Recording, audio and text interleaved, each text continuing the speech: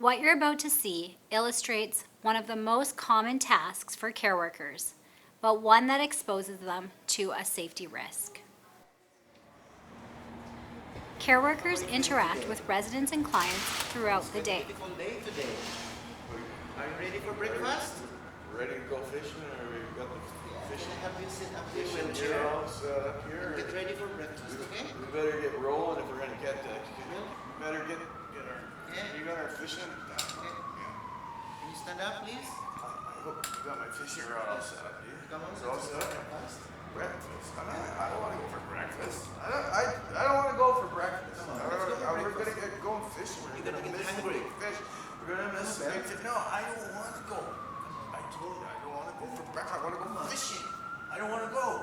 I don't want to. I don't want to go. I don't want to. No. I don't want to go for breakfast. Because of the unique requirements of their job, care workers are susceptible to violent attacks more often than those in other occupations. Though it's assumed that the incident was unprovoked and unexpected, the question is, how well have you been prepared to assess the risk and avoid injury? Let's go back and study the video again. As the care worker enters the resident's room, the supervisor does not communicate a change in his behavior and the need to apply a purple dot as part of the violence alert system. There are certain stressors which can trigger behavior. In this case, a sudden change of light while opening the curtains startles the resident. His hands are moving nervously. In addition, the resident refers to a fishing trip, reflective of his dementia. Ready for breakfast, okay? We better get rolling if we're gonna get that. The resident is becoming more agitated and confused, verbally refusing and physically resisting. Throughout this interaction, we hear a siren, which is a major stressor to the resident, causing him to become highly responsive.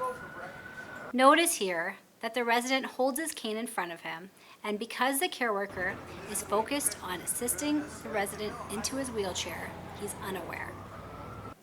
In addition, the care worker is in a vulnerable position, cornered with no escape route. I don't want to go. I don't want to. No. I don't want to go for breakfast. All workers and supervisors have a shared responsibility to look out for one another and assist when there is the potential for injury.